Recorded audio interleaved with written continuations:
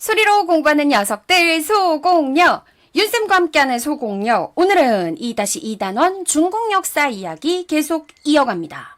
자, 앞에서 여러분들이 배웠던 중국 역사 어떻게 흘러갔는지 기억하시나요? 자, 춘추전국 시대에 공부했고요.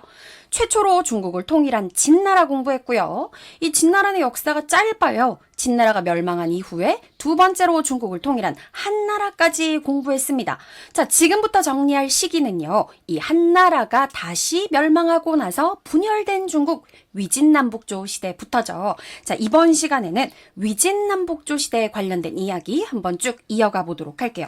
일단 위진남북조 시대가 무슨 말이에요? 이 흐름 자체를 이해하지 못하는 친구들이 굉장히 많아요. 자, 선생님이 지금 간략하게 설명해 드릴 테니까 잘 듣고 이해하셔야 됩니다. 자, 한나라가 멸망을 했어. 멸망을 하고 나서 중국 대륙이 세 개의 나라로 분열됩니다. 그 세 개가 바로 위, 촉, 오. 위나라, 촉나라, 오나라였죠. 이게 바로 유명한 중국의 삼국지에 등장하는 삼국시대예요. 자, 위, 촉, 오, 삼국으로 분열된 중국을 사마염이라는 사람이 만든 진나라가 다시 통일을 하게 되는데요. 이때 진나라는 앞에서 나왔던 진시황제 진나라와 전혀 상관이 없는 한자로는 전혀 다른 한자이니까 여러분들 헷갈리실 필요 없습니다. 그래서 어쨌든 자, 위촉고 삼국으로 분열됐지? 근데 사마염의 진나라가 통일을 했다 그랬어. 자, 그런데 얼마 있다가 중국 대륙의 북쪽에서요. 막 북방 유목민족들이 쳐들어와요. 그것도 5종류의 유목민족들이 떼거지로 쳐들어옵니다. 외워야 되는 건 아닌데 이때 쳐들어왔던 유목민족은요. 선비족, 흉노족, 갈족, 강족, 저족 이렇게 5 북방 민족이었어요. 이들이 떼거지로 쳐들어와서 화북지방을 차지해버리니까 진나라가 버틸 수 없었죠. 그래서 진나라는 중국의 남쪽으로 도망을 가게 되고요. 남쪽으로 내려간 진나라는 다시 동진이라는 이름의 나라를 새롭게 건국하게 되죠. 자, 그러면서 어떤 상황이 됐겠어? 중국의 북쪽, 즉 화북지방은 유목민족들이 차지를 하고 중국의 핵심 민족인 한족의 나라인 진나라는 남쪽으로 가서 동진을 건국하고 이렇게 북쪽은 유목민족, 남쪽은 한족의 역사가 따로따로 전개가 되는데요. 자, 북쪽의 경우에는요. 5 유목민족이 무려 16개의 나라를 만들었다. 그래서 5호 16국 시대가 시작됐고 남쪽에서는 동진에서 이어지는 여러 왕조들이 역사를 쭉 이어가게 됩니다. 자, 북쪽 지역으로 다시 돌아와서 이 5호 16국 시대라고 방금 말했는데 이 16개의 나라를 누가 통일하느냐? 북방 민족 중 하나인 선비족이 하나로 통일해서 북위라는 나라를 만들었어요. 그 이후에 다시 2개로 또 쪼개지기도 하는데 거기까지 여러분들이 암기하실 필요는 없고요. 화북지방은 원래 5호 16국 시대였다가 선비족이 만든 북위가 통일하는구나. 남쪽은 동진이 만들어졌고 그 이후에 나라 이름이 몇 번 바뀌면서 쭉쭉 이어지는구나. 이렇게 생각하시면 돼요. 그리고 이렇게 둘로 쪼개졌던 중국을 다시 완전히 하나의 나라로 통일하는 게 바로 수나라인 것이죠. 수나라의 통일 전까지를 우리가 위진 남북조 시대다라고 이야기를 하는 것입니다. 자, 이거 표는 모든 교과서에 나와 있으니까 꼭 표를 보면서 다시 한번 스스로 흐름을 정리해 보시기 바래요. 자, 그럼 남북조 시대의 특징을 한번 보도록 할게요. 먼저 북조, 화북지방의 특징을 볼 텐데 북조 지역의 핵심은 유목민족의 역사가 이어졌다는 것. 그리고 선비족이 세운 북위가 화북지방을 통일했다는 게 중요합니다.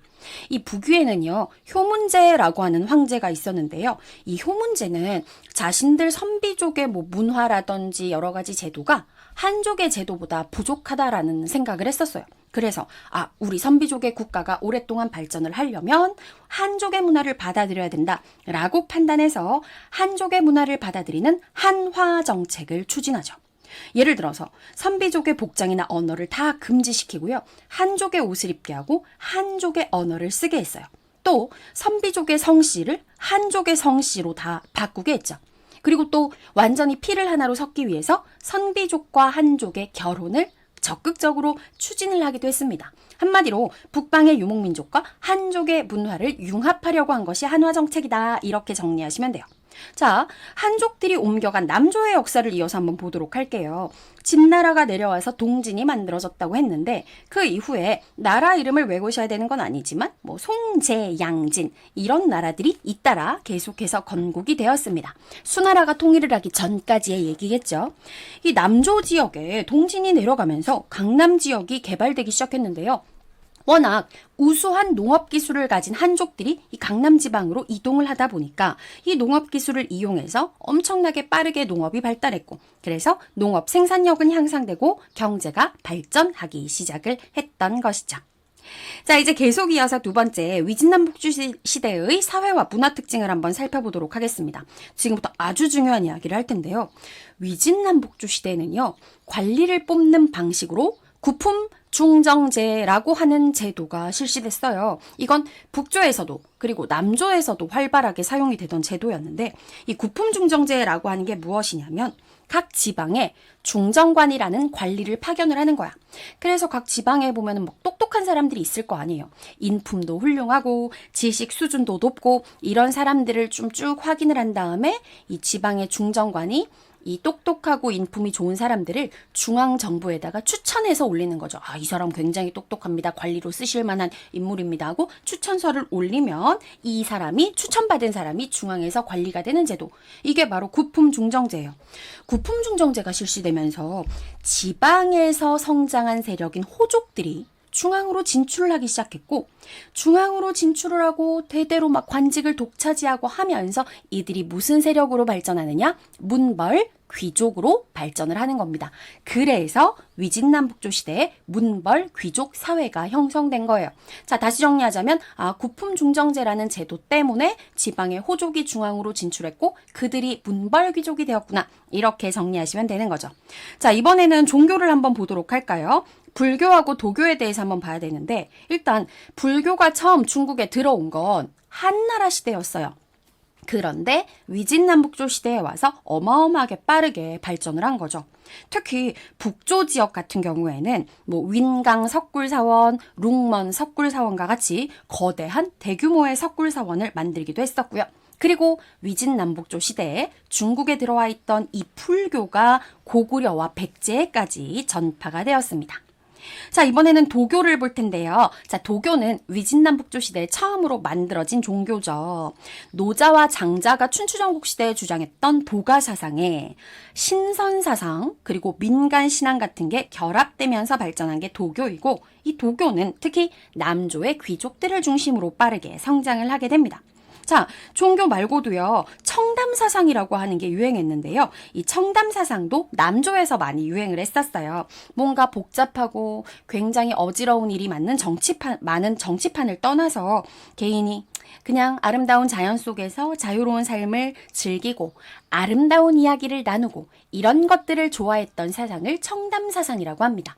이 청담사상의 대표적인 사람들로는 중림 7현이라고 불리는 7명이 굉장히 유명하죠. 그리고 또 하나, 위진남북조 시대에는 귀족들이 즐기던 귀족 문화가 엄청나게 발달했는데요. 가장 대표적인 귀족 문화는 시 쓰는 거, 그림 그리는 거, 그리고 서예였어요. 시 분야에서는 도현명이라는 시인이 유명했고요. 그림에서는 고계지, 이 사람이 그린 여사잠도라는 그림이 굉장히 유명하죠. 그리고 서예로 굉장히 이름을 날린 사람은 왕희지라고 하는 사람이었습니다. 자, 오늘은 선생님이랑 위진남북조 시대의 특징에 대해서 정리해봤어요. 선생님이 강조하는 내용들 위주로 꼭 복습해야 되는 거 아시죠? 자, 다음 시간에는 수나라, 당나라 이야기 들고 다시 찾아오도록 할게요. 뿅!